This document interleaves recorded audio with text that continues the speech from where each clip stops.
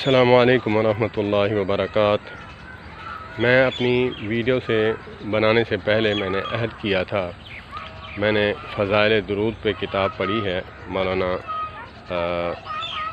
Doctor جو ہے اقبال کیلانی صاحب ہیں، میں نے ان کی کتاب پڑھی ہے فضائل درود۔ اس میں نے پڑھا ہے کہ اگر آدمی جو ہے اللہ سے دعا کرے اور پھر درود پاک پڑھے تو اللہ پاک اس کی دعا رد نہیں فرماتے۔ تو اسی لیے میں نے جو ہے عہد کیا ہے کہ میں جب بھی یہ ویڈیو بنایا کروں گا تو انشاءاللہ العزیز آقا انعامدار حبیب کبریا محبوب کبریا حضرت محمد کریم صلی اللہ تبارک و تعالی علیہ وآلہ وسلم کی ہستی پر جو میں ہے درود انشاءاللہ العزیز بھیجا کروں گا۔ اللہم صلی علی محمد وعلی آل محمد کما صلیت علی ابراہیم وعلی آل ابراہیم انکا حمید مجید۔ اللہم بارک علی محمد وعلی آل محمد کما بارکت علی ابراہیم وعلی آل ابراہیم انکا حمید مجید صلی اللہ تبارک و تعالی علیہ وآلہ وسلم۔ آج انشاءاللہ العزیز موضوع سخن ہے ہمارے اہل سنت کے امام حضرت امام احمد بن حنبل رحمۃ اللہ تعالی علیہ۔ جب بادشاہ وقت نے کہا کہ جو قرآن پاک ہے یہ اللہ کی مخلوق ہے، جیسے انسان مخلوق ہے، 18,000 کم و بیش اللہ پاک نے جو ہے مخلوق پیدا فرمائی ہے، انہی میں سے یہ جو قرآن پاک ہے یہ بھی مخلوق ہے۔ تو باقی جو کچھ علماء جو ہے وہ اس فتوے پر عمل کرتے گئے کہ جان بچانا جو ہے فرض ہے، تو اسی لیے وہ اپنے ایمان کو چھپاتے ہوئے انہوں نے یہ فتوے پہ دستخط کر دیے کہ ہاں ٹھیک ہے، بالکل آپ ٹھیک کہتے ہیں۔ یہ شریعت کا حکم بھی ہے، اس میں کوئی یہ منافقت نہیں ہے، نہ کہ جو ہے کوئی ایسی تضلیل والی بات ہے۔ کوئی انسان تقوی پہ عمل کرتا ہے کہ وہ ڈٹ جاتا ہے، جو فتوے پہ عمل کرتا ہے تو وہ بھی ٹھیک ہے۔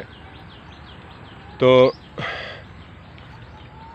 امام احمد بن حنبل رحمۃ اللہ تعالی علیہ کو بلوایا گیا کہ تم یہاں پہ دستخط کر دو، تو انہوں نے کہا کہ میں یہ بات نہیں کہہ سکتا، میرے اتنے فالورز ہیں، اگر میں یہ بات کہہ دوں میرے ماننے والے تو پوری دنیا جو ہے اس بات پہ ایگری ہو جائے گی کہ جو ہے جب مولانا صاحب نے امام احمد بن حنبل جیسے انسان نے یہ دستخط کر دی ہیں تو ہم اس عقیدے پر پختہ ہوتے ہیں۔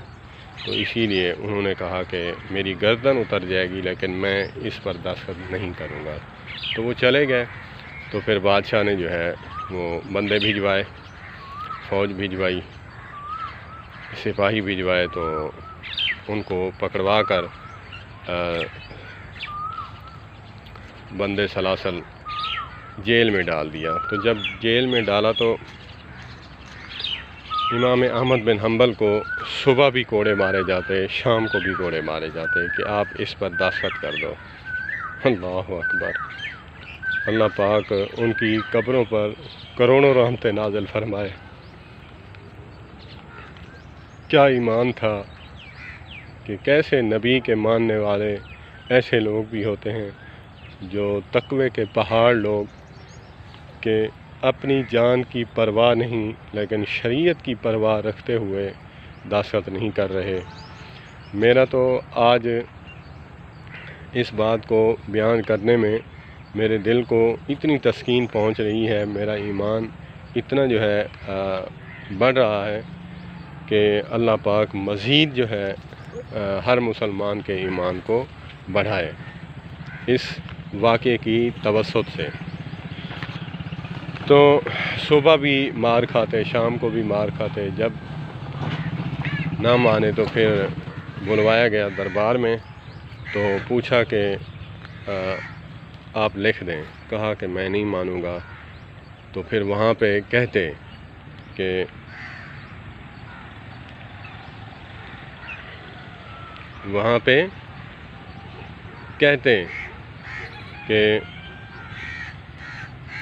جو امام احمد بن حنبل کو نہیں جانتا سو نہیں جانتا، سن لیں میں امام احمد بن حنبل ہوں۔ میں کہتا ہوں کہ یہ قرآن پاک جو ہے اللہ کی جو ہے کتاب اور اللہ کی صفت ہے، نہ کہ جو ہے یہ اللہ کی مخلوق۔ تو یہ عقیدہ رکھتے ہوئے جب مار کھا رہے تھے تو آگے جو ہے ان کے ساتھ ایک ڈاکو تھا، وہ ساتھ سے گزرے اور کہا کہ حضرت آپ حق پر ہیں، ڈٹے رہیں، میں ناحق پہ ہوں، غلط ہوں، ڈکیتیاں کرتا ہوں، لیکن میں نے ایک بات بھی نہیں مانی اور آپ تو حق پہ ہیں۔ تو قصہ مختصر جب ان کی رہائی ہوئی تو میرا بتانے کا مقصد یہ ہے کہ موٹیویٹ کرنے کا، اس میں موٹیویٹ ہونے والی بات یہ ہے کہ ہمارے ایمان کو مضبوط ہونا چاہیے، اور اللہ پاک ہمیں اپنے ایمان کی مضبوطی پر قائم رہنے کی توفیق عطا فرمائے ہر مسلمان کو۔ اللہ پاک مصیبت نہ دے۔ اور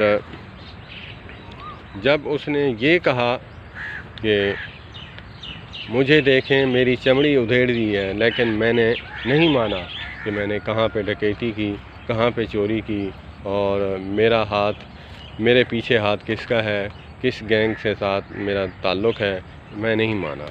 آپ جو ہے حق پر ہو، ڈٹ جانا